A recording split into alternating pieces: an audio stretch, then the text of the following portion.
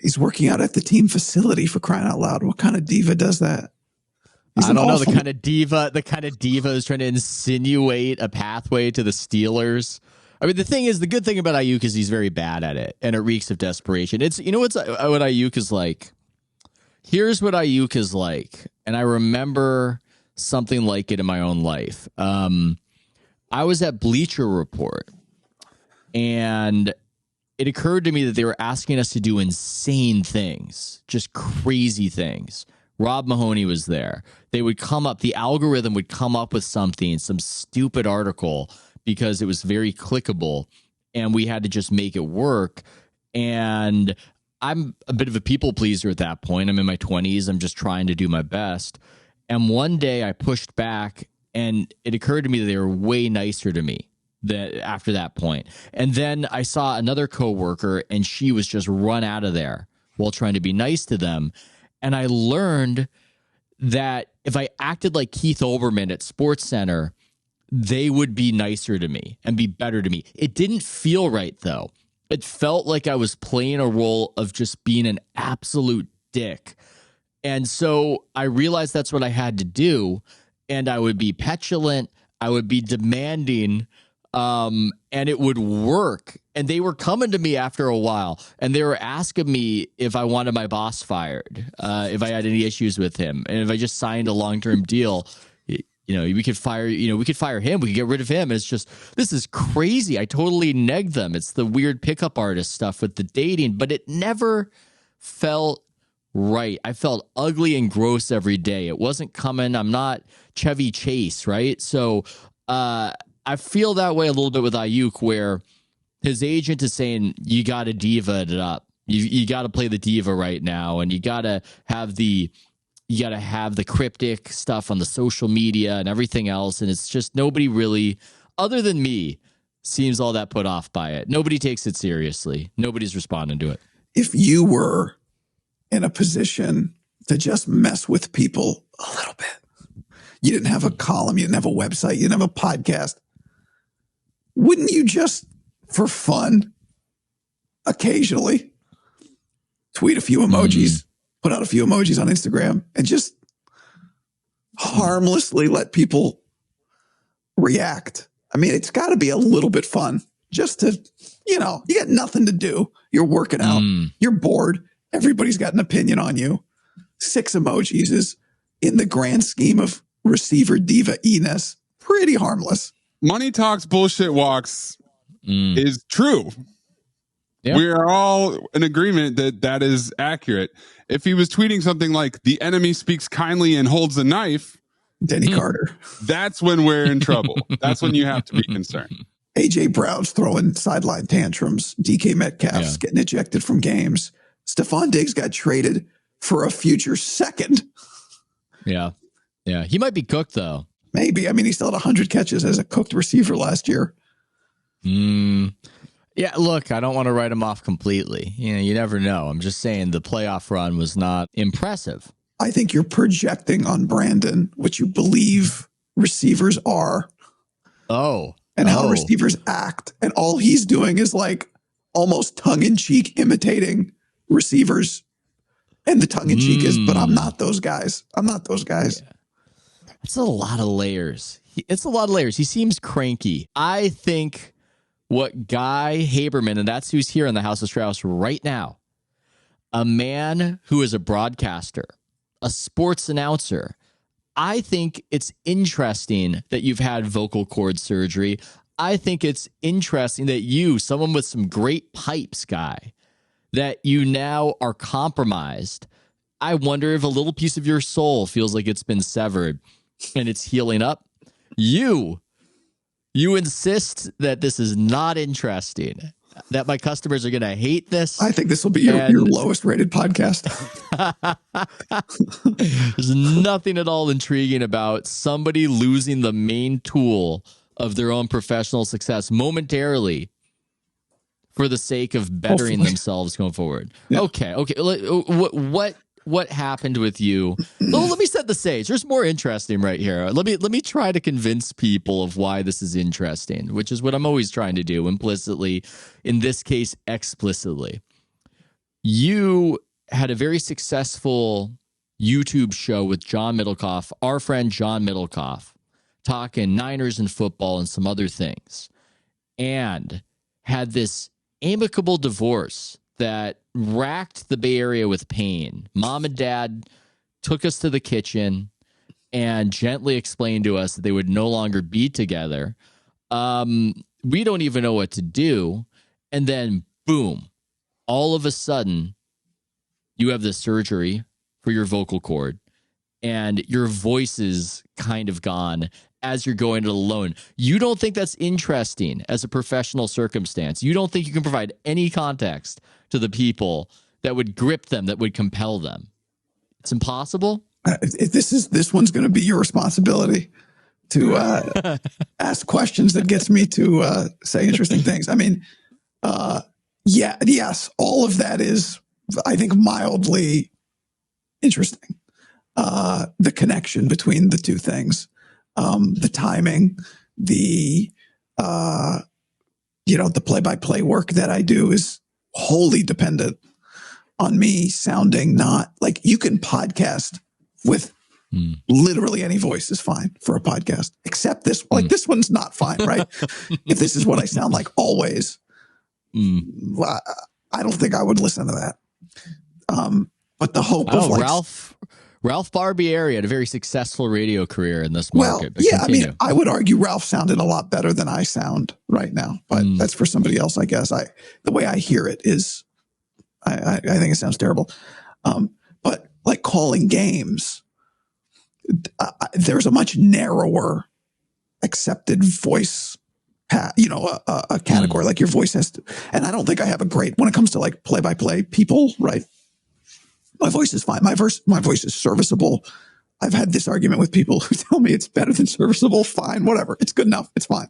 It's not. You got pipes. Yeah. Well, we can debate that, but it's not your classic booming, authoritative, right? Like that. Kevin Harlan would be an example of that, right? Like that's almost prototypical. So, I could continue podcasting if my voice never comes back to 100%. I don't know that I could really do play-by-play well. There are some people who have bad voices and do play-by-play. Not many. And I don't know there's any that are good. Name one. I don't know there's any that are good.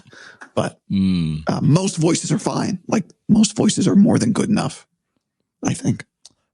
Who's your top 5 all pipes? And we can broaden this out to sports media in general. I would put Colin Cowherd on my top 5 all pipes team. Colin once did play-by-play back in the day, like my AAA baseball in Vegas, I think with Ken Korak, who I think actually is like, those are pipes. Like to me, Colin's voice, he's got a great voice. It's different than like, to me, pipes means only one thing, which is deep, powerful, like voice of God, right? Like that's pipes.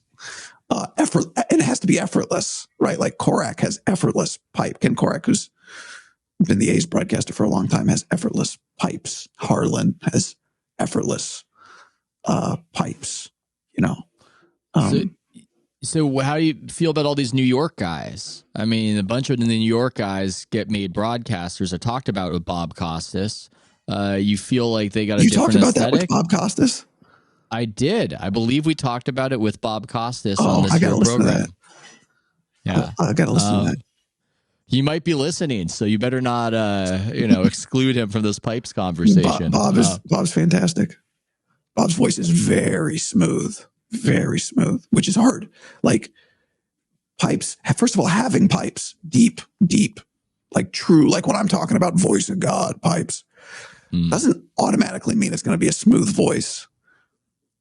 I think a smooth voice is almost better than just the deepest. The deepest voice does not mean the best voice, first of all. But Bob has a very smooth voice. Pat Summerall, top 5 all smooth? Yeah, and also deep. Yeah. And also deep. But, and he never really like maxed out I don't know. I'd be interested, I enjoyed his voice a lot. Very easy to listen to. But Having a deep voice and using your voice correctly are two different things. I'm learning. Yeah. Bob and I talked about how New York centric the announcers are. I don't have it all committed to memory, but so many of the top broadcasters are from the New York area, Bob being one of them, obviously Marv Albert, I think Mike Breen. Now I'm trying to Breen was on goosey just pull it out of my brain right now. Basketball, I guess, especially has a lot of them. Al Michaels, I believe, is a New York guy. I don't know where you come down on the Al Michaels pipes conversation, but there's some subjectivity. It's a funny thing. This is what I like about this conversation, is that there's subjectivity to it inherent, but it's not completely subjective. It's not completely. You right now objectively have a worse voice than those guys. But when you're healthy, I don't know. We could have an argument about it. Yeah, I mean, that's why I think you almost have to remove the pipes thing from it. Because to me, and maybe I'm defining pipes, but to me, when I talk to my broadcaster buddies about pipes, all that means is like pure, effortless, and deep, like effortlessly deep and authoritative. That does not mean best. I love Al's voice, and I think Al's a great broadcaster, right? And I laugh sometimes at the idea of like me, but like, I think Al's pretty good. Like, yeah, no shit, dude. But I think I love Al. Yeah, Al has it. But there's different ways to be excellent. There's different ways to be great. There's different voices. And I think you're right. Like it is very subjective. Some people like this person's voice better than this person's voice, whatever, until you get to a point where I do think it is also in a way objective. So you just nailed that. But I don't. I think the style, I like New York style. Now we're talking like it's food. I like New York style. Yeah. I don't like Southern style. There's no offense to the South. I don't like Pat Summerall, rest in peace. I don't like the Braves announcers of yore. I don't like that languid pattern that does not rise and fall with the action. What I like about the New Yorkers, I feel like they're emotive. I feel like they bring the energy. They bring that gruff energy, and that doesn't happen with some of the Southern announcers. Now we're talking about style, not voice. Yeah. Yeah. We shifted it. I think once upon a time, the belief was that the mid-Atlantic accent was the perfect accent for broadcasting, whatever that is. Okay. The mid-Atlantic accent. It's sort of fancy and it's British, but it's not exactly British. But it was high class. My understanding was that a touch of Southern, but not too much. A touch of the Northeast, but not too much. A little, Midwestern, but a little folksy, but not too much. Like, I think that's kind of that's all. Vince Scully was from New York, by the way. Yeah. And it may be as simple as that's where the decisions were made almost predominantly for a long time in broadcasting was in the Northeast, right? So it could be that simple. Yes. Right. That's where your biggest teams were. In the Midwest, once upon a time, these radio stations were absolutely, the KMOX where the Cardinals were. The Cardinals became a very national brand because their radio station blasted throughout the nation and the South in particular, right? You get Cardinals fans throughout the South because they grew up listening to the Cardinals, because the Cardinals radio station, you could hear it everywhere, Yeah. I mean, this gets at something that's even broader than the accents, which is what you said right there about, well, maybe this just got popularized because of the media concentration versus some sort of objective aesthetic that people prefer in a New York announcer. I think about this stuff all the time of, is an accent inherently more appealing than another accent? It's a little bit fraught. I sometimes wonder if it's a myth. People say, the French accent's so beautiful. And I go, yeah, I don't know. Well, I think to me, one of the best qualities a broadcaster can have is to wear well, meaning over months and years, right? Do you wear well? And that's where a discussion about accents, I think, can be. An accent might sound good for a day, but after 3 months, you go, I got to get out. I can't listen to this anymore, right? And so that's where I think sometimes, like, probably for anything that is mass distribution and mass consumption, sometimes the thing with the least identifiable parts, the hardest thing to categorize, right? The most vanilla plain thing. Sometimes, I'm not saying it is or it isn't, but like sometimes that's the best thing for mass consumption. Well, and sometimes what people want is just what they can't get elsewhere because it's not the model. I mean, Harry Carey, what even is that people loved so much? I don't know what that Personality. is. Yeah. I think personality. Yeah. And that's somebody not trying to be a thing. And how do you really model that? I mean, now I was just thinking about this. I do think objectively the New York accent for the announcers for big games is better. That's just my take right here. I think it's better. And no offense to our Midwestern listeners, I don't think your accent is necessarily best suited for big game broadcasting. I just, you can get mad at me. That's my take. There's something about the Midwestern accent, a little too nasal. You know, I can't picture just big time announce like, what the heck happened? You didn't steal the bag? that's a good. I mean, Joe Buck, I guess, is from the Midwest. Does not sound like that, right? Has an excellent voice. Joe's got an excellent voice too. Fundamentally, his voice is excellent.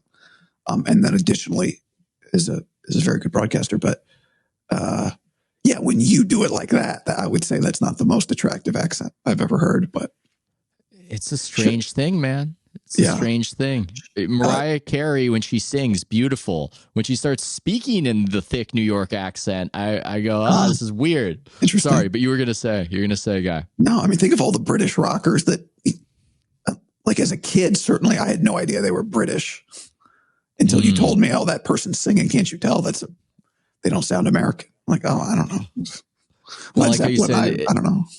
I like how you said until you told me, like I specifically told you. Like you had no idea that the Beatles. The Beatles were the one. The Beatles were the one that I knew because I knew the whole story of the Beatles. Yeah, I wasn't just listening to their music, but like if Led Zeppelin came on the radio as I'm in the car with my dad and we're listening, I wouldn't go like, "Oh, listen to these British people singing." Is a different thing. You can tell when somebody's at least talking. Speaking of subjectivity, Guy, I love how I have no idea if this is terrible podcasting or great podcasting. It's a weird thing. You go through this. You go through this because you're going to say. I was going to ask you, why did you want to talk to me about my voice? I mean, you kind of explained it, but what is the question that you have? I mean, you're overthinking it because you're such a professional. Number one, that's just number one. I just think if I'm going to sound like this, I really better have something interesting to say. I could tell you what happened. Let me tell you something. Okay. Before I had vocal cord surgery, I had a very hard time finding anyone that could just give me some insight as to what exactly I was dealing with, even though it turns out what I was dealing with is not uncommon at all. So one lesson from this has been, as I've told people what I have, and I've said to people, if you might have something the same, let me know. I'll help you because it took me a long time to get a solution here. Why I had what I have, it's still up for debate. It's not exactly known. And it turns out is common. There are probably people who have it, who maybe aren't broadcasters, so they don't care. They don't pay attention as much to it. I had what's called a granuloma. It's a bump on one of my vocal cords. And your vocal cords open and close to let air in and out. And sometimes if you have a bump, they don't close and create a tight seal. And so what would happen is if they didn't close properly, air would get through and I would suddenly lose my voice like that. Not all the time, not as I'm talking to you like this, predominantly as I was projecting my voice. So it would make it annoying if I were in a loud restaurant. Where, by the way, Marv Albert doesn't go to loud restaurants or didn't the night before a broadcast. Very smart, because that's where you like if you've been in a loud restaurant, you know that your voice is probably a little sore afterwards and the next day, loud bar, right? But for me, if I'm broadcasting games and there'd be a big catch or Strauss goes up for the dunk, I couldn't trust in that spot that I could project my voice without it kind of short. The best way to describe it is it kind of short circuit. It wouldn't go away, but it would drop out for a split second in the middle of a word. And, if you're podcasting or just casually talking, it's annoying. You lose a little vocal stamina. I would lose vocal, but you can survive that way. Ultimately, I wasn't at my best. And so, all this time for several months, going back to last July, doctors are trying different things. If you tell a doctor you have this feeling, the first thing they'll probably do is prescribe like Prilosec, an antacid, omeprazole is what it's called, over the counter. They think sometimes it can be if you have heartburn. I don't have heartburn. I didn't have heartburn, but they have silent heartburn is what they call it. And they give you some of that. They gave me a steroid inhaler and it made it a little better.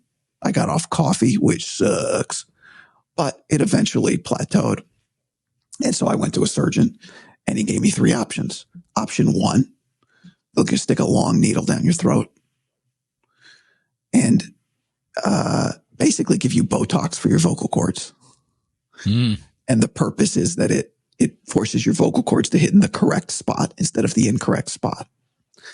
2, they can do a little incision in your throat and implant like Gore-Tex in your vocal cords to permanently make them a little larger so they connect in the right spot. Or option 3, which is what I chose, which is a quick procedure, like 20 minutes, requires you to be intubated. They put the needle in. They give you a little filler, basically, to plump up your vocal cords, but it's 2-3 months. It's temporary. They laser off the granuloma, and then they do another injection with a steroid to hopefully prevent that thing from coming back.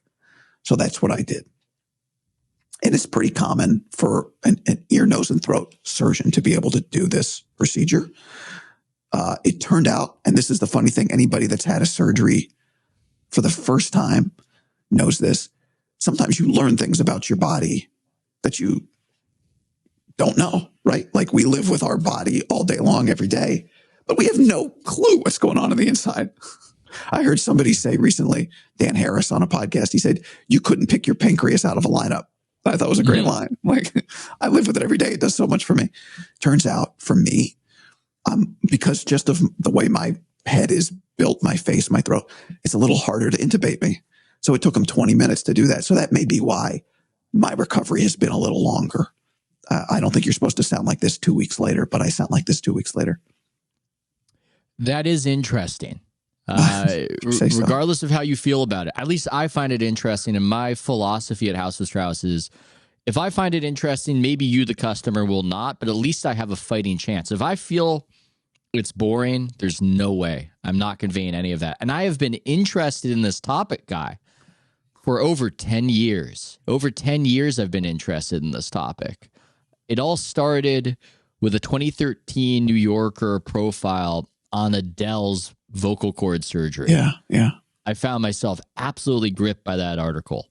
It was profiling not really her, but the genius surgeon who fixed her vocal cords. And it really got into explaining what happens and why voices change and why singers, like athletes, they decline. And a lot of it's the scarring on the vocal cords. And this whole new field had popped up of being able to take the scarring off and to do it in such a way where you're not actually in there, but you're performing the surgery.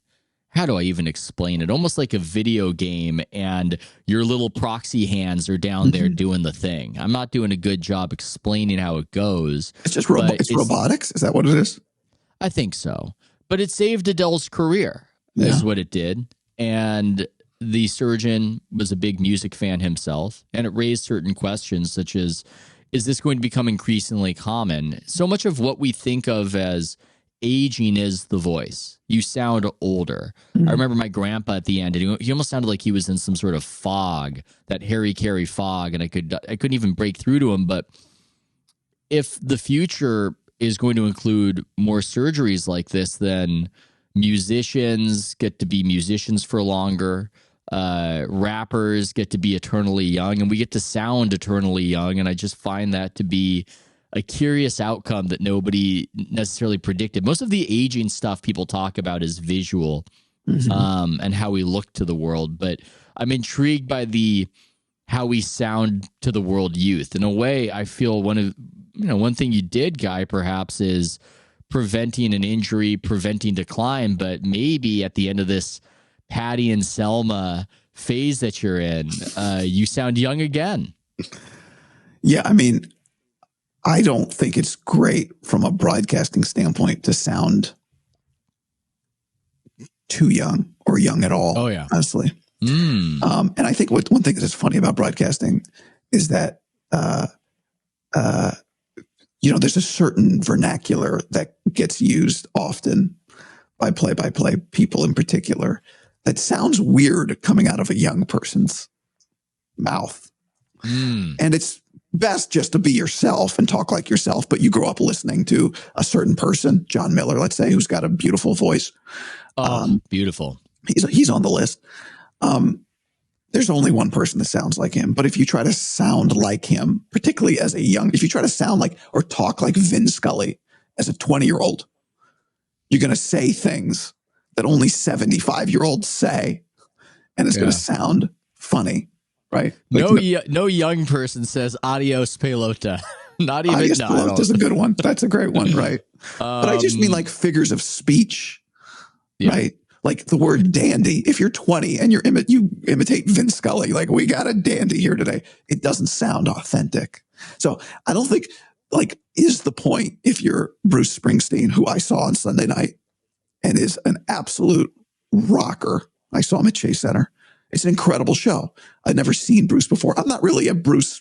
I like Bruce, whatever, but I don't know his I think it's sad that you're so committed to this idea that the announcers need to seem old to people, that you're effectively LARPing being a Bruce Springsteen fan in order to convince. No, I'm not saying I'm saying I don't think announcers necessarily sound better when they're 20 than when they're 50. You're getting at a real thing, though. I remember when Noah Eagle came on the scene, son of Ian Eagle, and his voice sounded so much older. And then at halftime, they would show him, and I go, no, don't show that. Don't show that. It's weird now. Looks like Frankie Muniz back there. I don't want that. That's not what I want. We want things. I've said we want things. We want our nature documentaries to be narrated by an old man. Is that fair to young women? Probably not. But for whatever reason, people want David Attenborough. People want Morgan Freeman. That's what people want. And I think you're completely right. For whatever reason, we want the broadcaster. Voice of God's got to be old. He's got to be old, and that's maybe the voice of God is a 7-year-old. That's a good point. I think that also comes from the public address announcer. It's coming from the quote unquote voice of it's unseen. So I think that's part of why you get the voice of God phrasing, right? Because these sounds are coming in a booming place from up high, and you can't see who's talking. So fundamentally, I think that's maybe part of where that voice, but you're right. It's also about how it sounds. But my point is, I saw Springsteen, and most people I learned that see Bruce Springsteen in concert, like one person guessed, they said, I bet 95% of the audience here is seeing him, not for the first time or the second time, probably the 10th or the 12th or the 13th time. And, I said, well, how does he sound compared to how he used to sound? And they said, it's not. No, he used to sound so much better. But he's 74 years old, Ethan. Yeah. He sounds, he still gives it everything he has, which I think if you work with your voice is really what you want. Sure, I guess you want to sound at your best. Adele would love to sound 30 or 25 or whatever forever. But really what I want is not to sound a certain way. I just want to be able to give it everything I have. And whatever that sounds like, hopefully I learn to use it better over time, right? Like when I come out of this, my voice is not going to sound any younger. That's not my procedure. It will just be the best that I can make it. But I can learn to use it better than I knew how to use it when I was 10 or 15 or 20 years younger. And that is really the key to the whole thing. I got the beauty of telling people you had a procedure is that people reach out and go, oh, I have some insight for you. Yeah. And a guy I know who's an opera singer reached out to me and he said, "Oh, I got all kinds of stuff for you. I've taken lessons from the best, right? And I can tell you the way to warm up, the way to warm down, the exercises you should do." That's great. I did no exercises. I did no warm ups. I never cooled down my voice, right? It never occurred to me. So, I will get hopefully an ability to use it more properly because of this that I never even explored previously. Now, if I were a singer or in theater, I probably would have been aware of that and explored it, but I didn't, and I had it. No, there's certain jobs. He told me Pavarotti hated air conditioning. Pavarotti thought cold air was really bad for the voice, but he loved cold water. But Pavarotti would not want the air conditioning on in a car. And if it was cold outside on his way to the theater, he would run from the car to the theater to get as little cold air down his gullet as possible. Do we think he's right, or do we think that he was just superstitious? I think everybody needs to find the best way to use their instrument, right? So like, if that's what he felt made him better, first of all, then yes, he's right. Secondly, yeah, cold and dry air makes you feel worse, makes your throat feel worse. When I go to Vegas or Denver or like, it feels bad, To the opera singer, Gus, he said, he's like, if I travel, I just go to the local CVS and I buy a humidifier for my hotel room. Hotel rooms, getting the temperature right in a hotel room is the worst. And you wake up with a dry throat all the time. So, okay. So, yeah, I think Pavarotti was right. Something about having this conversation with you, because I've seen so many of your YouTube shows. All my mind is doing is creating little mini, potentially viral YouTube clips. Immediately in my head, it popped up, what Pavarotti was terrified by, and then you have a freaked out looking Pavarotti. That's sort of I love that. What scared Pavarotti? Yeah, people coming to try to figure out if Brandon Aiyuk's going to be traded, and this is what we're doing over here. I mean, okay, well, let's. You were saying no, move on. No. Well, this is what I like. You're such a professional. You return to the topic when I get distracted and I throw you off a topic. You return to it. You complete it. You're very good at this. Okay, I'll have to ask, why did you and John Middlecoff break up? Why aren't mom and dad together, Guy? We're very distraught over this. Well, I mean, we did like a long podcast where we explained the whole thing, and I know. I understand that, but we want we want the truth. You guys were obfuscating. You guys weren't being direct with us. We can handle it. I don't think that's true. It was not a sudden thing for us in the sense that like we'd been talking about it for a while. I mean, definitely over a year. I mean, I think anyone that watched us, which I don't know how much crossover with your audience there is, but I'd been doing a lot of stuff on the channel, on the YouTube channel, on the podcast solo for a while. So people have been like, oh, something's a little different here. Something's a little different here. I think it's very simple. Like John's time and my time had been largely invested in that show. And then things change in your life, and the amount of time you can invest has to be proportionate to the amount of money that you make, and how much money are you making doing other things, and where is your time and attention spent. And so, there were times certainly, and I think we talked about this in the show, there were times where it made more money, where the ad agency dollar was easier to get. And so it was an amount that was easy to split. And then for the amount of time that gets invested in it, you go, well, are we willing to continue putting this much time in for the split that isn't as much money, that for one person would be better than it is for two? And John does a lot of stuff, obviously, with his other 3 and Out podcast on the Volume with Colin.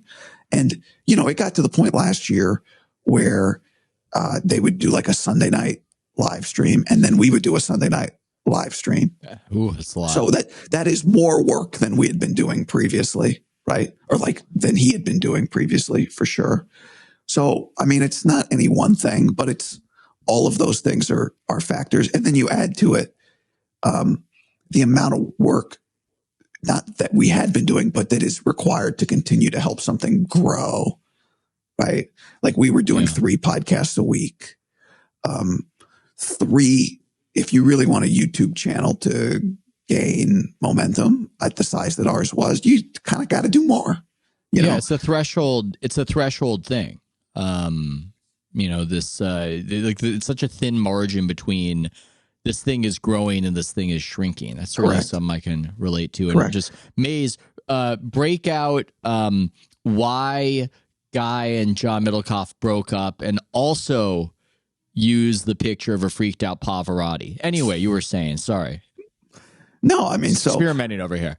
Yeah, in hindsight, if I'd known I was going to get this done, I probably would have done it back when he could have done a lot of stuff on the channel by himself. But I'm kidding. I don't think it mattered. But here's where the 2 things do tie in. My voice sounds awful. Like I would not listen to this person speak that I am right now. It's growing on me, but yeah, it has gotten better in the last 2 weeks. A buddy of mine told me, he's like, I think it adds a little gravitas, but it's not great, right? It is YouTube, and not the podcast so much, but the way YouTube works with kind of velocity and momentum. And so I have been doing some shows the last few weeks. That's definitely like the last week that I probably wouldn't otherwise do, because I don't want that velocity and momentum to come to a complete stop. Right. So that's where the YouTube part of this comes into play. Now, it's not painful for me. Like people are like, I don't know, man, shouldn't you be resting? No, a doctor says I'm fine. I don't need to rest. I lose a little stamina, but it's not painful. And it, like, shockingly for some people who are hearing me for the first time, this is better than it was 3 days ago and better than it was a week ago. And it's actually at its best. If I talk very high, it's actually at its smoothest. But I know it's not the best content I can do. And my preference would be not to put that content into the world. But at the end of the day, we're all going to die. So whatever, who cares? Well, if you want to listen to it, don't listen to it. That was my mentality. And I'm not offended. Like people think, here's the last thing I'll say, Ethan, is like people think like that they can't, that I'm offended if they don't listen. Like I don't do whatever you want. You don't have to tell me. I'm still, don't worry, man. I'm still listening. It's okay. Like I get it. I understand how it sounds, but there's a game we're all playing here in the content business that I'm continuing to play at less than 100%. Because it's better to play the game than to not play that game. Well, you wanted to know, why do I want to do this? What was my mentality with this? And it was content good. I do that. That's my decision making a lot of the time. Content good. Yeah. This might be, as you think, the worst podcast I have done. I don't believe that to be the case. I think you're a very compelling creator, is what I will say. And I think this is a good podcast. Which I hate that word, by the way. I know. I'm sorry about that, but you are. And I ultimately book 2 people every week, and I don't always have a good theory as to why, but I have to pull the trigger eventually and start making my requests. And I can hand wring all day about how, the guest I had today wasn't, I don't know, whoever, like whatever big fish guest you want to name for whatever timely reason that you could come up with. Or I could just have interesting people on and see what happens and keep the content going, because ultimately I have no idea what my customers are really into when it comes to a podcast. That's the dirty secret. I have no idea what you guys want. I don't know. I really don't know. Huberman takes. Well, that was a good example. You texted me about the Huberman. We had Kat Rosenfield on, who she writes about culture. She doesn't write about really any sports whatsoever. In theory, that's my audience. I literally booked her, and I'll give credit to the person who made the suggestion. I've got this founding membership thing where people can pay more money to have a extended conversation with me, and I've done a bad job checking. It's hard in the back end to check where those are, so I apologize.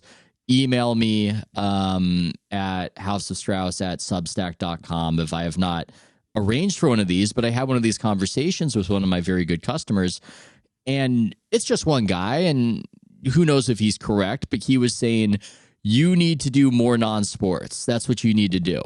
And he might be right. He might not be right. I don't know, but I figured, okay, I'm gonna try it. I've had Kat on once. I'm waffling on who to book.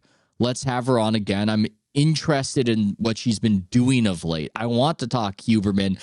I have no idea if you guys want to hear us talk Huberman, but the podcast did well. It drove a nice clump of subscriptions. And so from a business perspective, at least, it was validated as something customers would be interested in. But I don't know.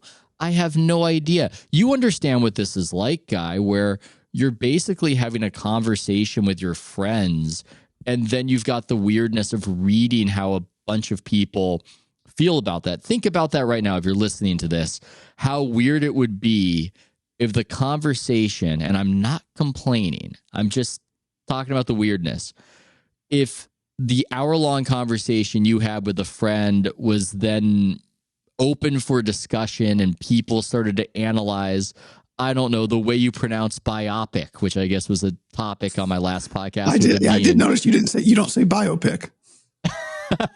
That frustrated people. But I don't know which is correct.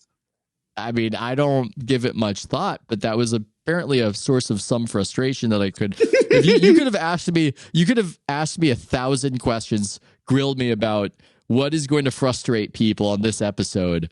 I could not have come up with that in 1,000 questions, but evidently. And so there's just, when I write an article, I'm very confident in what it does and how it works. I don't know how you feel about this, because you've been very successful in the YouTube space, having conversations. It's mystifying what people want, so you're just better off making stuff and seeing what happens, even if your voice is scratched.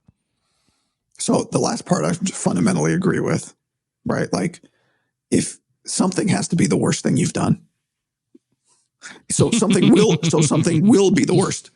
There will be the worst article Ethan's ever written. Yeah. Whether you write 500 of them or 10. So if you write 500, okay, better chance.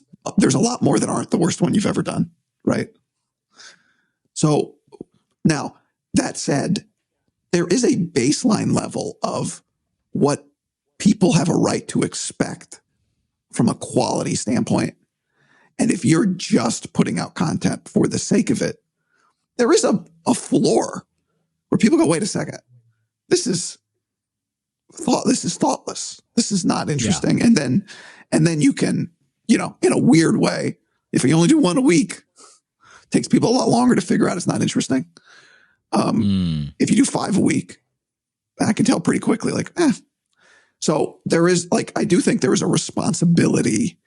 And John and I talked about this a lot. We're I would do a 15-minute YouTube, and putting it on the podcast feed is good. Anything you put on the podcast feed is good because you put ads in it. So that's good. But occasionally I wouldn't put something on the podcast feed because I'm like, this is just disrespectful to the consumer because they click on it thinking this is Guy determined or John determined. This is good enough for a podcast. And then it's just like me breaking down Brock Purdy video. And it's like, that's not good audio. Some things don't work in an audio medium. I remember one time I did a, kind of as a joke, I started grading 49ers practices while I was out there. For people who aren't sports fans, there's an analytical website called Pro Football Focus, PFF. And they grade everything that happens in a football game. So I created Guy FF, GFF, and I would grade practice. And the reason was there was this quarterback competition. People who are sports fans or Niner fans don't need the explanation. And I remember one time I did a practice breakdown. I'm like, all right, here's the scores for today. And Kawakami texted me. He's like, that's probably not your best podcast. I'm like, yeah, you're probably right, Tim. That's a good point. That's probably not an easy. Me doing all these numbers is not a good listen. It's not a great listen. And that's good. I think one of the biggest things I'm thankful for in my media career is that I was already in media in the early days of Twitter. So I was in media before. I was in media when people wanted to say something mean to you. They called up your radio show and said it to you. Or if they wanted to be mean to you, they just sent you an email that was 500 words long, right? Like I can remember very specific emails I got that were mean. Yeah. And so, and what I learned was, I remember one in particular, this is years ago when I was doing local radio. This is pre-Twitter. And I remember being very fired up about this email. Like I wanted to really stick it to this guy. I remember I was golfing when I got it. I was like, fuck this guy, man. I'm going to tell him I'm golfing to show him I don't care. But of course I cared. I was upset. Of course. So I didn't send him a picture of me golfing. I ultimately sent a very nice email back. And the reply I got was, oh my God, I can't believe you actually read that email. Yeah, I feel bad. Yeah. That was really mean. Yeah. And I think the problem on the internet and social media a lot is that tone gets, I think most people are critical, kind of tongue in cheek.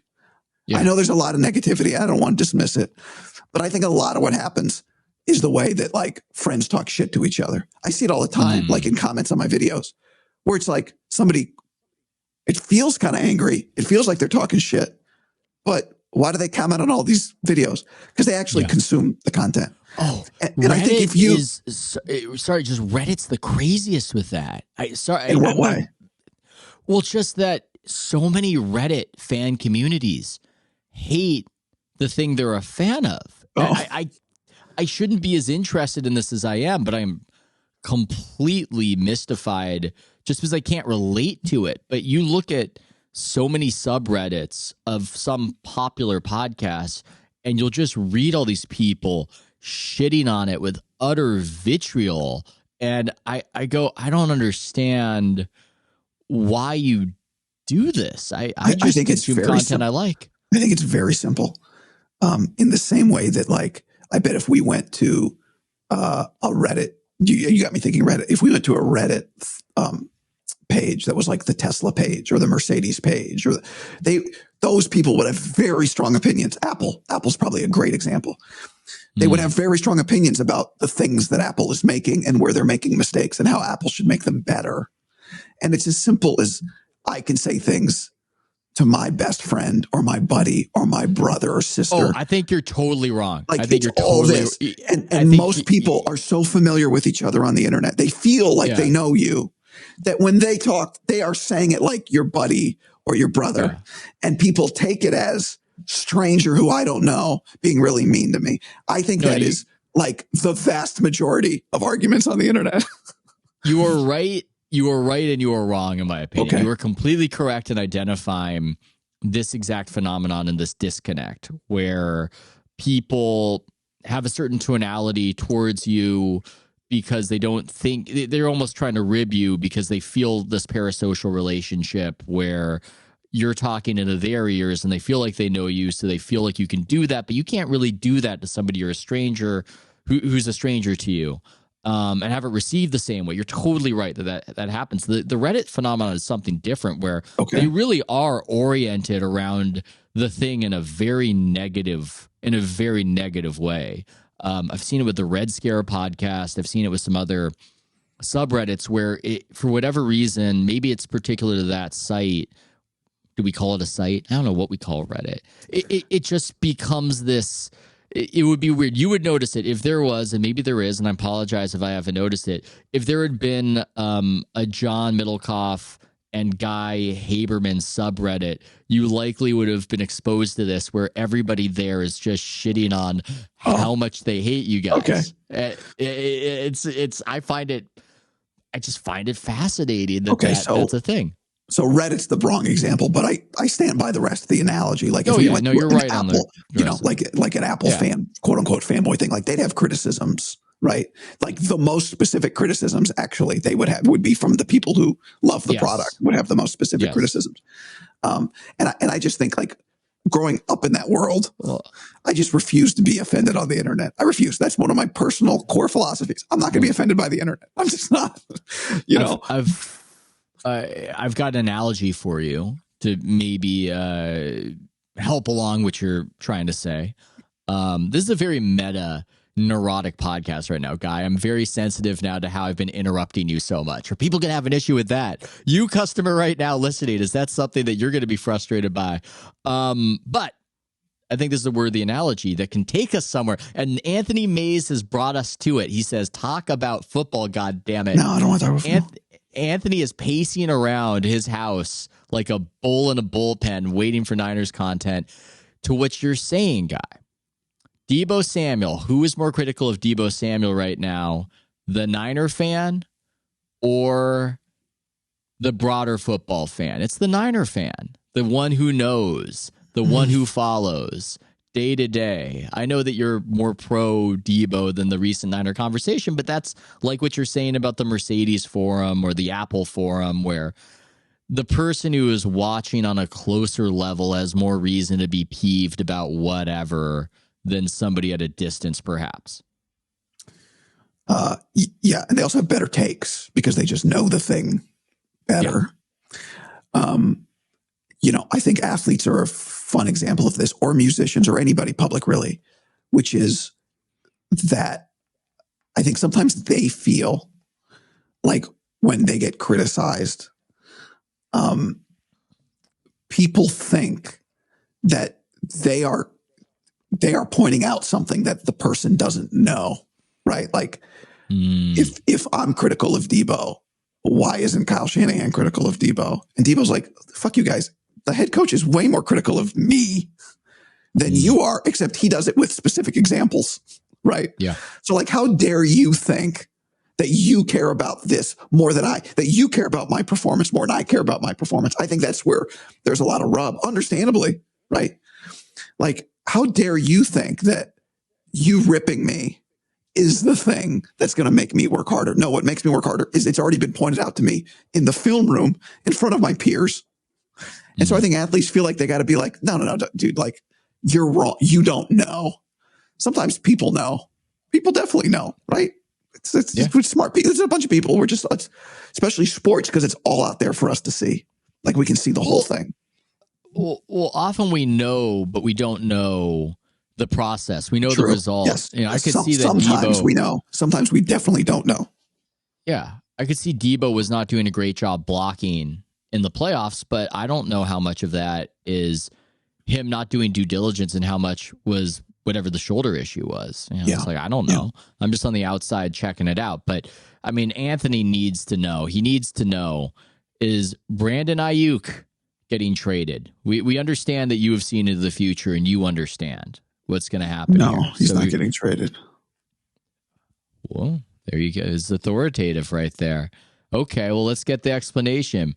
Well, it's, to me, there's a fundamental rub. There's a couple of them. One is he's worth more to the team he's on than he's worth to other people. So they're not incentivized to trade him. Yeah. Two, he of all the players on the team make the most sense to keep, actually, outside of the quarterback, because he's the youngest.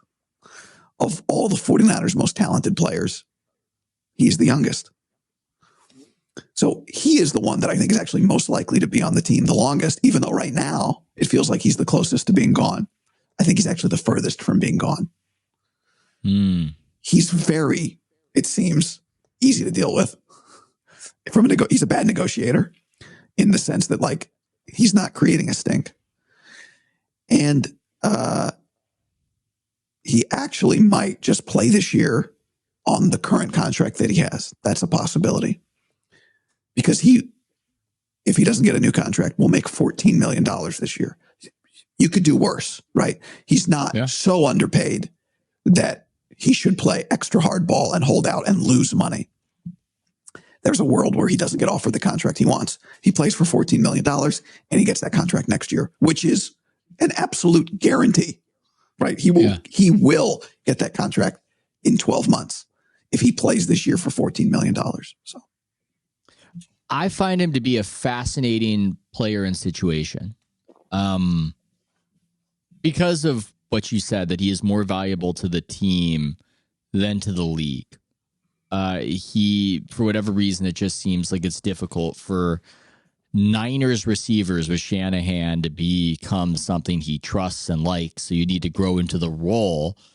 and you can't necessarily just replicate that immediately in the draft or even with the trade. So more valuable to them than to everybody else. But it's this other thing.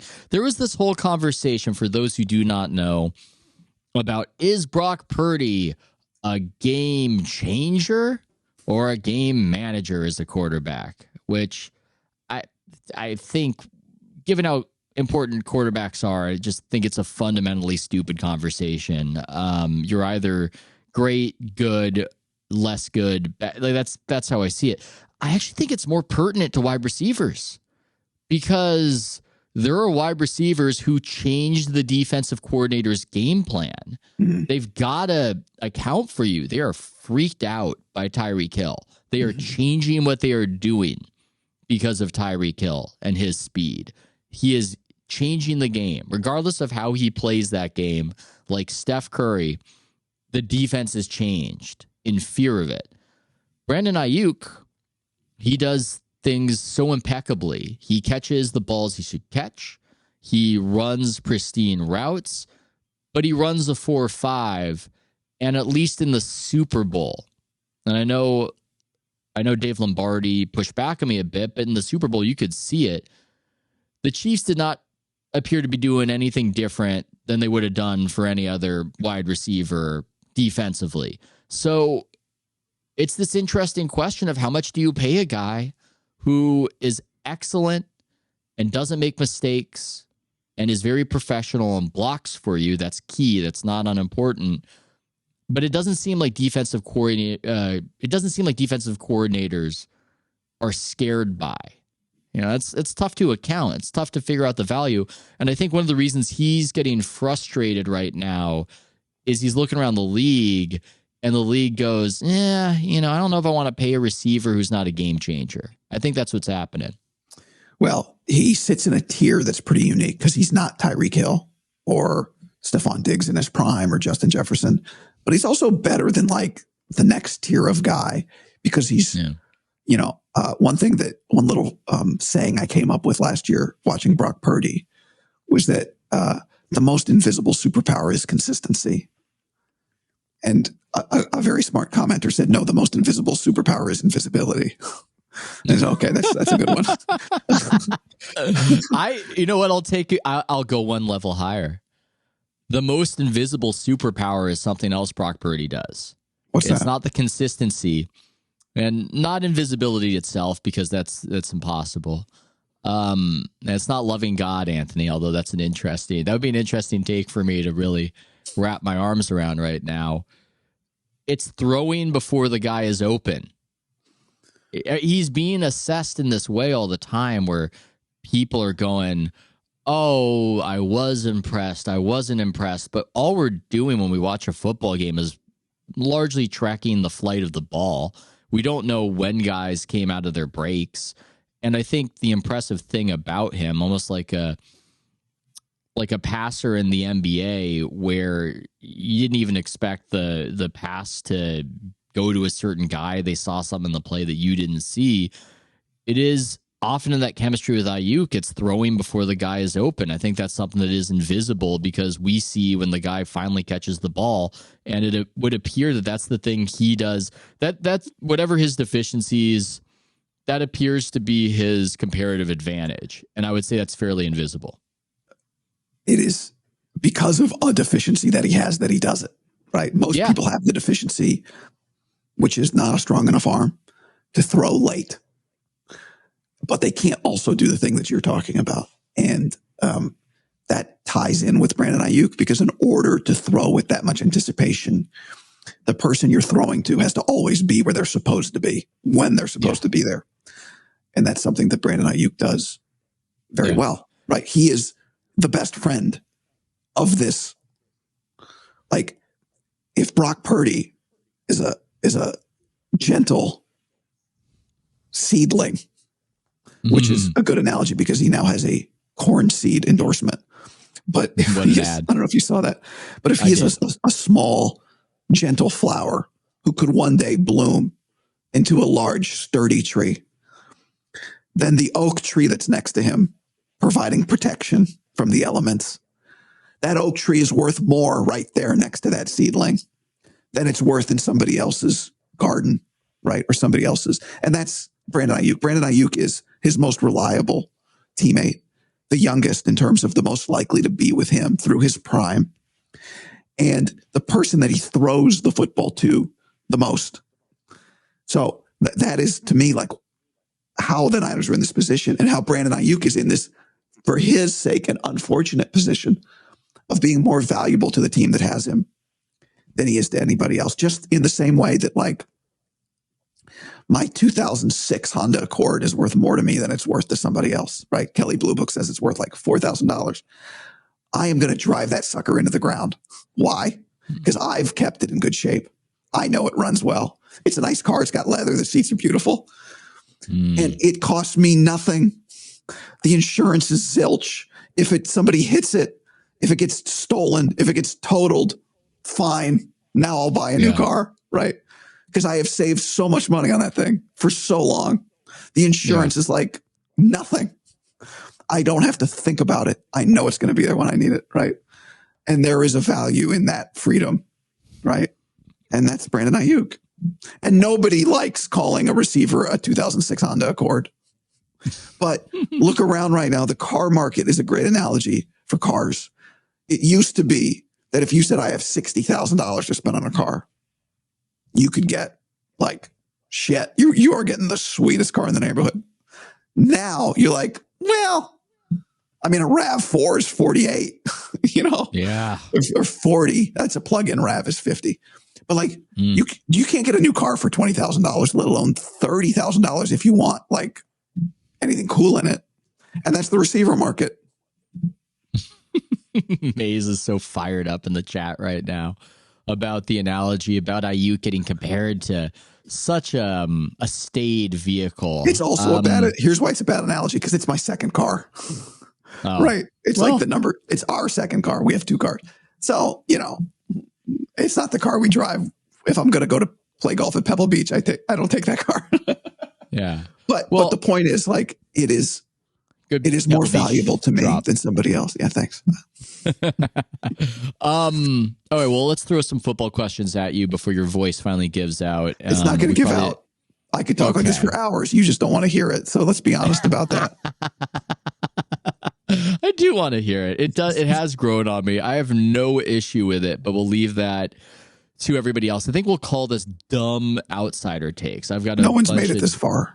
Trust me. No one's made it this far. Well, no, but we're using these to break out for the YouTube with the really cool little graphics that you do, so we can splice it, we can dice it, we can do stuff like I go like rank Brock Purdy in your top 5 quarterbacks, and then Guy ranks, you know, where whatever. We're not actually going with that one, even if people are interested in it. I've just seen too much of that particular topic, but I've dumb outsider takes about football, and you can either disabuse me of them or tell me that I'm really onto something.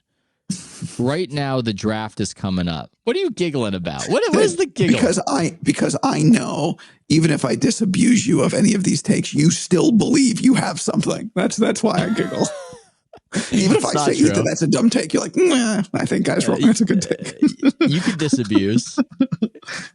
Okay, but the problem is that if I'm disagreeing with you there, I look even less likely to be disabused. So, you know, I'm almost in a weird way. I'm trapped. I'm better off saying, you're probably right. The outsider cannot allow an insider to tell them it's a bad take. Otherwise, the outsider's no longer the outsider. There are just things I suspect. Okay, go ahead. There are just things I suspect, Guy. For instance, I don't know if the league actually knows which positions are more important than other positions. I think it's weird that tight ends get half at the top end of what receivers get when the greatest teams and the Super Bowl teams all seem to have great tight ends. Like, I suspect that they don't, and you could say, look, you're an idiot. These guys, they hole up in an office. They spend 110 hours a week on this stuff.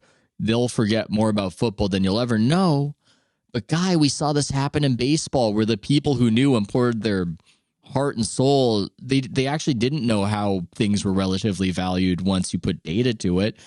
And so this center out of Oregon, for instance, I saw you with Jeff Shorts talking about how because he's a center, maybe you don't draft him so high, but oh my God, he leaps off the screen. He looks so good. Jackson Powers or whatever his name is. Yeah. And I was thinking to myself, I don't know. Do we know? I mean, he would know, former O-lineman. Schwartz would know, but I don't know why a center is less valuable. They touch the ball in every play. They're trying to stop guys from killing the quarterback. I mean, where do you come down on this thing? Do you think the NFL actually appropriately values the correct positions? I'll throw another one at you. I find safeties to be more valuable. I believe they're more valuable than they're considered. Okay, so I don't think you're correct on offensive linemen. I do think you're correct on tight end.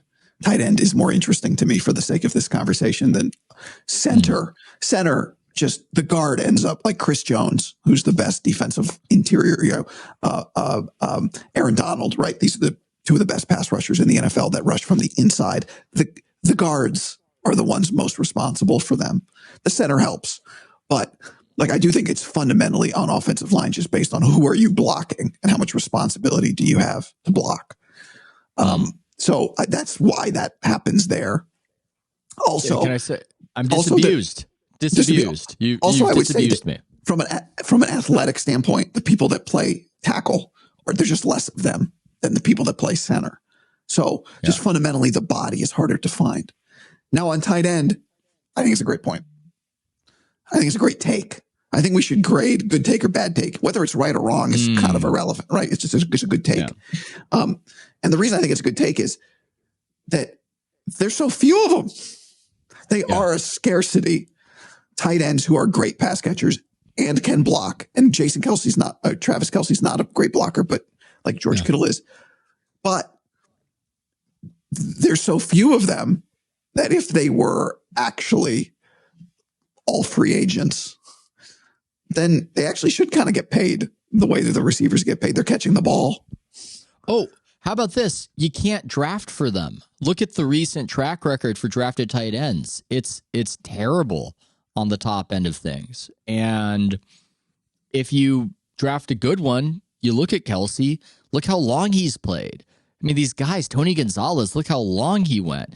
Antonio Gates, look how long he went. Right now, people are talking about how maybe Kittle, maybe run him out of town. He's getting old. He wasn't good in the Super Bowl. I think he got hurt. Who knows? But, I mean, it's conceivable that you have high-level Kittle for some years after this. So I think they're way undervalued. I mean, that should add value. If you can't draft for the position, then you should probably pay more for it.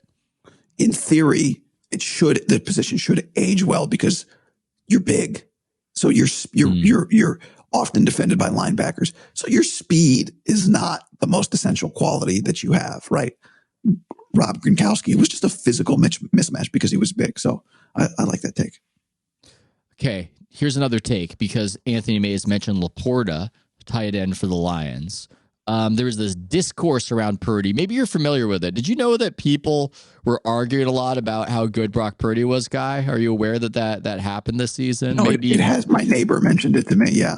Oh, yeah. No, it was my a topic. neighbor said, have you heard of this Purdy thing? And I said, no, what are you talking about? Yeah. It was a thing. And a lot of what was discussed was that the talent surrounding Brock Purdy is so amazing that this is the reason, this is the cause. We're the last pick of the draft. He can't possibly be doing what he's doing. Yeah, sure, he has the best passer rating, the best passing offense, but it's the Avengers, Nick Wright called them, surrounding Purdy. I think that the surrounding offensive talent of the Niners, good, a bit overrated. I mentioned Laporta because if I look at what the Lions have right now, I think it's comparable. I can't look at the Lions. I feel like the Lions, name recognition wise, far below the Niners for the surrounding offensive talent. But when you look at what they have, I just think it's comparable. So that's my take. Is that a wild take that Niners offensive talent surrounding Purdy, very good. You know, you've got the best running back. You've got a top end tight end. We can debate Aiyuk's value. It's very good all around. Debo, who you're defensive about, I think highly overrated at this point in his career. Very good, maybe not.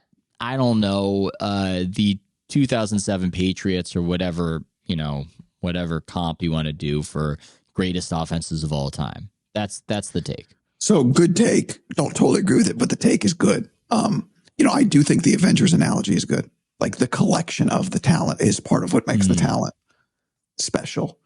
Even though, you could argue Kittle's the best tight end in his prime. He's the best. But you could also argue otherwise. Nobody would argue Deebo Samuel or Brandon Aiyuk are the best receivers in the league. No. The number one, like the true number ones. Trent Williams is the best offensive tackle in the league. Yeah. It's a solid take. I also think it's hard. The Lions haven't really won dick, as they say. So I do think there's something to be said for this group has been to multiple Super Bowls. They've showed up big in multiple big games. They haven't won the championship, but I'm very sensitive to teams doing it over and over and over again. Back to my consistency is the most invisible superpower. Amon-Ra St. Brown's fantastic. The tight end is fantastic. Let's see it. Running back explosive. They've just got speed. They've got more speed than the Niners do. Yep. But let's see it last. Like lasting is part of the deal. It's why Frank Gore, I think, is such an interesting Hall of Fame debate because he played like 20 years. By many measures, he's an accumulator, right? His stats just in the end added up to Hall of Fame stats because he played for 20 years. But he was never the best running back in the league. Is that a Hall of Famer? But at that position, people play for 6 years. So isn't being available for 20 years kind of a Hall of Fame trait? And I honestly don't feel strongly that he is a Hall of Famer, but I just find that to be a compelling argument. Yeah, I would say yes. Or at least the passion in this region for him would speak to it. Yeah. Like Frank Gore okay. is okay. Well, I do think the Hall of Fame should be kind of reserved for greatness. I know when I saw it, that was greatness. And I don't think he checks that box necessarily, but he checks a different box, which is availability at a high level for a long time, an amount of time that people aren't available for.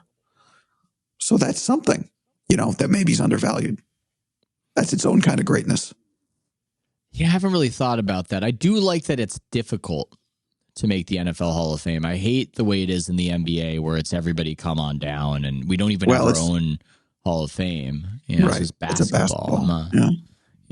I'm not so much into that. This is what we'll tease in the little YouTube breakout. Who does Guy think the 49ers should draft? Just got to name somebody. A plausible person. I'm going with the center. I'm so contrarian. You have not Jackson disabused Powers me, Sarah. Johnson. Yeah. I'm going with that guy. In the last 20 years, drafting an offensive guard or tackle, or actually an offensive lineman too, in the spot that the Niners draft, the last 5 picks of the first round, I went back and looked, last 20 years, one center drafted in that realm, by the way, and a good center. It's like 50-50 that you're getting a starter. 14 guys, 7 of them good, 3 of them all pros, true, you nailed it. So as someone who thinks they should draft an offensive lineman in that spot, that's a pretty good argument to say, well, should you? If he's not going to help you right now, this year, win a championship, should you? The question is, can they get anybody that can help them win a championship right now in that spot?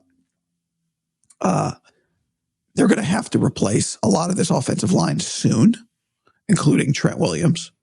And you could argue, you're not going to get Trent Williams there. Most people don't. So just don't try. Do something else.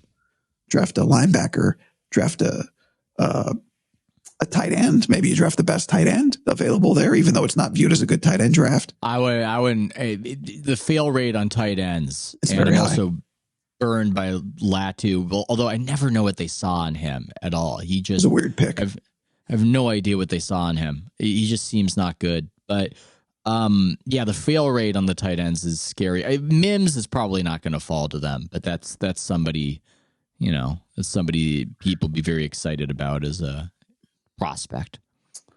Jonah Morgan from Arizona is the guy that my guy Jeff Schwartz says will be there and can be good. So, I don't pretend to be O-line film study guy. I think what's more interesting, if people care about this topic, is the guys he said not to draft. Sorry, did you mean Jordan Morgan? Jordan Morgan, yeah. So can I sound more like a dick when I said, excuse me, did you mean Jordan Morgan? I did mean Jordan Morgan. I've called him Jonah Morgan for a long time. It's a hard one. It's like Julia Gulia in the wedding. I think Arizona, Julia Gulia. I'm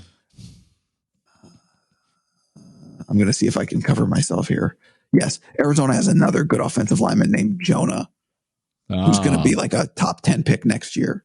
Savanaya, he's a true lottery tackle, but he's not draft eligible this year. Jonah Savanaya from Hawaii. So anyway, I'll cover myself a little there. What I like about Jordan Morgan, and I too am not somebody who, breaks down the offensive line tape, but some of the negatives on him seem to be related to measurables. Although I'm looking it up and it seems like maybe I'm totally making this arm length. People think his arm length is not long enough to be a tackle. Yeah. It just said 90th percentile when I looked it up. That must be for players overall, right? That can't be. Must be because for tackles. Some people think he's a guard. Thank you. Good. Okay, so I didn't make that up. I kind of like when a guy has some sort of trait that is a reason, because I side more on the how did you do, how did you play, how have the Niners failed with their picks. It's projection dudes, this projects, as opposed to production. Were you good? And I don't know anything about anything when it comes to the NFL draft. That's why I look to you. That's why I loved, you wonder, hey, what's good content? I loved the episode you did with Schwartz breaking down the offensive line guys, because that's a perfect example of, we don't know. Can you give me this behind the scenes knowledge of what this is? And that's something that YouTube is filling the gap of. This is a detour from my takes, my beautiful contrarian outsiders takes, but or maybe it's not. It's just a media take, actually. I tweeted it out. I wanted your thoughts on it. I feel like one of the reasons sports YouTube is eating the lunch of radio is this specific example. Right now, I would hazard that there are 10 times as many people in the Bay Area, Anthony May is among them, who would prefer off-season Niners coverage to insider San Francisco Giants coverage. But when I put on 95.7 or KMBR, God love them, I'm just saying, there's going to be way more Giants coverage right now, which makes some sense because the season just started. I'm not saying it's a crazy decision. I'm just saying I'm violently opposed to listening to it. I don't care. I don't want it. I find myself in this cohort that is driven into the arms of you, Guy, because of this. And is radio doing something wrong is what I'm saying. Should they adjust because of what's happening and YouTube attacking the market? Well, I think radio has a fundamental problem that they cannot solve, which is that aside from the fact that the format requires several 5 to 6 minute commercial breaks, which I can't skip. Yeah. The fundamental problem is that in radio, the consumer is not in charge of their own time. And on the internet, the consumer, or just, digital, the consumer is in charge of their own time. I control what I listen to, when I listen to it, when I listen to a podcast, and I control how much of it I listen to. A radio show must fill 2 or 3 or 4 hours. A podcast is only as long as it needs to be. So the person doing the content feels no obligation to say anything or talk about anything that they don't think their audience wants to hear or that they don't want to talk about. But if I listen to a 4-hour radio show, I'm going to hear the same topic probably 4 times, maybe 3, because that is the game that they have to play. If the best topic is topic A, then they're going to talk about it in the first hour, in the second hour, in the third hour, in the fourth hour, because the research says the listener listens for like 15 minutes, right? Whatever. You just want them to listen for 20. That's the game. You want them to listen through a commercial break. I'm oversimplifying it a little, but in podcast form, if your podcast is 4 hours before I click on it, I know that you're not going back to the same topic 4 times. I'm listening to you talk about a bunch of stuff for 4 hours. I know if I wait for the next hour and keep listening, you're not going to go back to the thing you talked about in the first 10 minutes. So there's just a fundamental difference. Radio, I have a prescribed amount of time to fill, and I must fill it. Digital, I have a thing to talk about, and I talk about it until I'm done. Those are 2 very different requirements when you think about where is the quality of the content coming from, right? If my topic is only worth 15 minutes of my time in a podcast, then guess what I do? I put out a 15-minute podcast. Yeah. Because I can. Why wouldn't I? Well, it's a very fundamental problem, right? It is. You're right about the fundamental problem. I just wonder, given the structural disadvantage that you're identifying, and maybe it's deck chairs on the Titanic, right? And it doesn't matter because of this structural problem. I wonder if this is just the theme of too much tradition. This is just the rhythm of it. This is what we do at this time of year. And they would be better off having Jeff Schwartz on going, we have Schwartz on and he's going to tell you who the Niners should get with their offensive line pick. And the customer, I believe, would be more interested in that. You'd have more customers for that than for the Giants. Obviously, they see the rating sheet and I don't. There are people who legitimately want Giants baseball discussed. Larry Krueger does a ton of Niners and on the side does some Giants.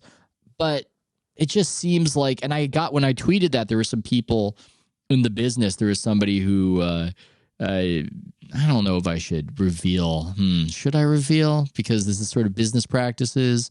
I guess I should. Danny Parkins was saying to me that out in Chicago, he really tries to do Bears, even though it's Cubs season, because he recognizes it. It just seems like that's a fundamental hole in the industry of trying to treat the sports almost like they're equal in audience interest, and they're just not. It's even more skewed now, where the event sports are just bigger than the inventory. Well, it was something that John and I did in radio. We made the decision, like, we're just going to talk about football all the time. But we had a 2-hour radio show. And it's not that we didn't talk about other stuff. It's easier to do that in 2 hours. If they did what you're suggesting, which is they only talked about the 49ers every hour, every minute, all the time. There is nothing happening right now. Right.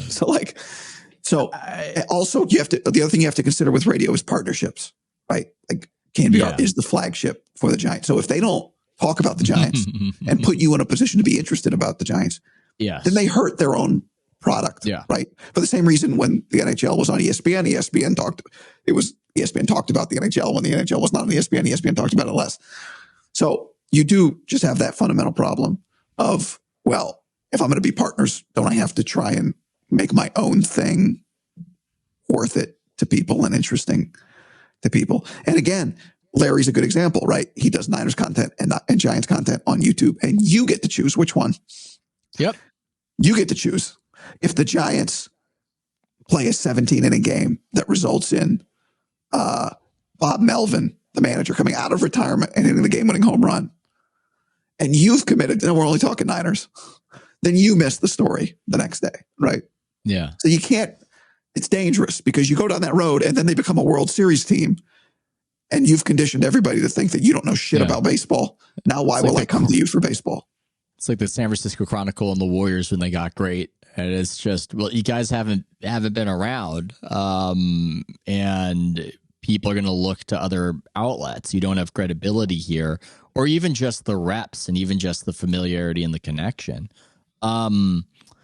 Okay, final outsider's contrarian wackadoo theory that you can disabuse me of, it's a little bit tricky to flesh out here. I am going to proclaim the following a fake smart guy take generally. That's kind of true when it comes to the Niners. I've seen a lot of people say, oh my God, when you pay the quarterback, you're suddenly screwed. Teams have to try to win the Super Bowl before the quarterback gets paid.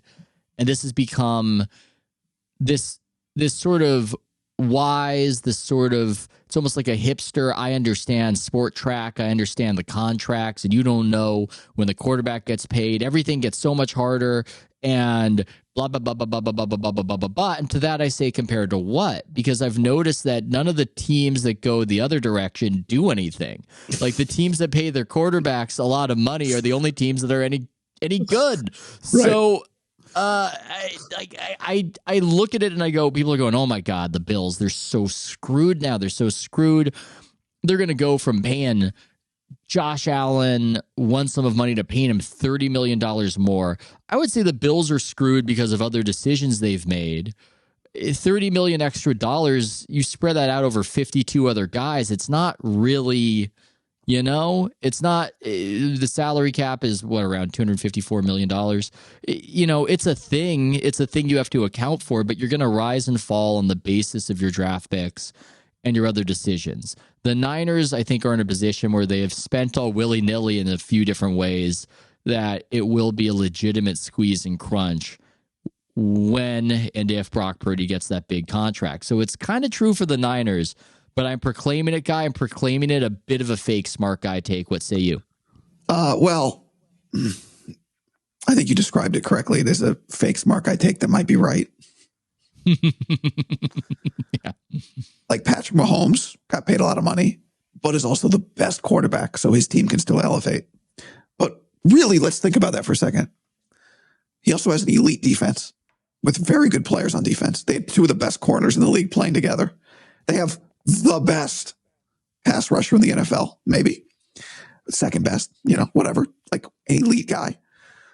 They drafted really well, have good linebackers, have an excellent defensive coordinator. The defensive coordinator is so good that Niners just tried to hire him very unsuccessfully. Yeah. And they have a Hall of Fame head coach. So is Patrick Mahomes carrying them? Or is he carrying them as much as a quarterback can carry them? And championship teams just always have a lot of good players. Yeah. They do, right? Phil Jackson, he had Jordan. Yeah, well, okay. Who wins championships without superstar players? It's such a dumb argument. Where you get into trouble is not when you pay Josh Allen. I think we'll find out. I think Josh Allen's the kind of quarterback that can carry you, but he got a lot of criticism this year. Where you get into trouble is when you pay a quarterback who can't carry you. Dak Prescott. But I would argue the problem with the Cowboys, because Cowherd had a take the other day that the Niners will become the Cowboys when they pay Brock Purdy. The Cowboys have been kind of in the championship mix. I think what stops them from winning a championship is I don't think their coach is good enough. I think the 49ers coach is much better than the Cowboys coach. So I think there's some truth to that take in the sense that it does just make it a lot harder when you have less money to spend on other players. Money helps you draft. The two things, right? You have the money and you have the draft. Those are the ways you build your team. If you're really good in the draft, then you can make mistakes with money. If you're really good with your money, then you can make mistakes in the draft. But you can't make mistakes with both. You have to. You can't. You just can't. But fundamentally, to your point, the most expensive quarterbacks tend to be on the teams that compete for the championships, or the teams that compete for the championships ultimately have the most expensive quarterbacks. You're going to be making hard decisions no matter what. And the Chiefs just made a hard decision where they parted ways with their number one cornerback. And that works for them because this is the surrounding greatness. It's not just Patrick Mahomes. They've got a genius defensive coordinator, as you mentioned. And for whatever reason, cornerback is a position they seem to be just able to develop very quickly. And that gives them an advantage. And then they can spend not just on Mahomes, but they don't have just perhaps the best pass rusher. They paid him a lot of money. And you know, they're paying the right guys. They're making prudent choices. They're drafting well. This is what you need. I think the whole watch out Niners when Brock gets paid conversation is a bit of an offshoot, a bit of a reboot of the broader this guy's a pumpkin conversation. It's true. It's true. It's going to be hard. The Niners have so much money tied up in some of these guys. The Bosa contract, he really negotiated the hell out of them.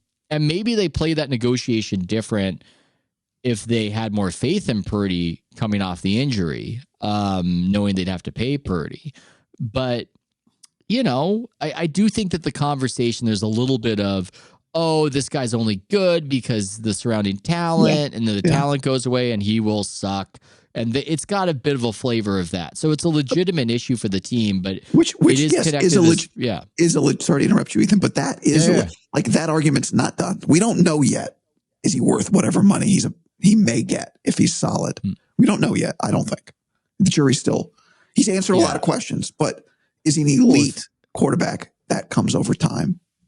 Yeah. Well, if it's a moot point. If he does it again, then it's almost a moot point because he's going to get paid like it. I mean, if he does it the exact same way again, it makes it very interesting because it was arguable, right? Like people had this argument that you're talking about all year long. Can I ask you one question before we go? Yes. If my voice, let's say, I don't even know what this percentage is. If my voice from 100% right now, I'm probably at, I don't know, 30%, right? I don't know. But if my voice only gets marginally better, will I have to change careers? No. I disagree. Interesting. So I don't think so. Okay. I've forgotten over the course of this podcast, I've forgotten that you even had a different voice at some point. This is now normal to me. Okay. So I could keep podcasting. Could I keep my play-by-play work? It's a great question. No chance. Probably not. No but this chance. is almost, but this is almost like everybody decided to pay tight ends half of wide receivers. Should they? Is that, reflective of what the audience cares about? Maybe the audience wants a little scratch. I should not be hired. If I'm hired to do play-by-play with this voice, then I'm being hired for the wrong reasons because there must be some other, I must be amazing at something else because part of the job fundamentally is to talk in a way that is pleasing to people. I mean, who's to say? Just like who's to say the New York accent's better than the Southern accent? Yeah, I mean, I think we can all agree that like the sound of a trash truck is just no one sleeps better to the sound of a trash truck driving up their street, right? Like I think we can make a blanket statement on that. Like that's not a good sound. Well, I hope that you get to continue to pursue your career in any condition on that front, but I'm very impressed with your other career and the way in which you have used this. I mean, this will end on, I'm just so into how you've used this, how you've got a command of the medium that I do not have. I just throw clips onto YouTube. I don't know what works for gripping an audience, but you've used this deficiency of yours to rope people in, and you build up a little dramatic tension on some of these videos because the people are waiting to hear what you're going to sound like, and you really bask in it. And I've just been so impressed how you've used it. Well, feeling this need to pump out content for the reasons we talked about, you're not just doing it blithely. You're really in control of your instrument over here, scratchy as it might be. Well, you find out that people, and I mean this I don't want to sound overly dramatic, but people care. If they listen to you talk every day, then they care, Ethan, if you are suddenly sick and they want you to be better. And so, I had no choice. I either had to do nothing or lean into it. Those were the two options because it's not good. It's unpleasant to listen to. Okay. So those are the two options. So I chose option 2, and people are very nice about it. I don't think they want to, whatever. I think it helps that it's like guy says he's going to get better. So fine, we'll we'll deal with it. I said, this is how I sound forever. You're like, unsubscribe. But it's like a reality TV show saying like, coming up, season 6, Kim's medical procedure goes wrong. And then there's like a quick clip of like the surgeon going like, we need more blood. It can't be your fastball. It better be just sometimes you use that pitch. So, well, I think sooner rather than later, hopefully. I think you've been quite resourceful in how you've used it. I don't think it's as unpleasant as you feel like it is. I think it's frustrating. I would be frustrated too if I were you. And hey, promote, plug away. Where do we find you right now in your recovery? Just you can search me. I don't know, Guy Haberman, YouTube, podcast, or Instagram, Twitter, whatever. Whatever. If someone wanted to find me at an hour and 36 minutes, they would have Googled, they can Google. I think promotions are largely pointless. You know what I mean? Except like we can find whatever we want.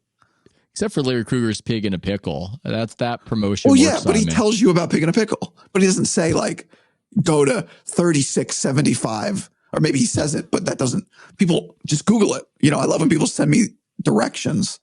Like, I just give me the address. I have a phone. You know what I'm saying? Yeah.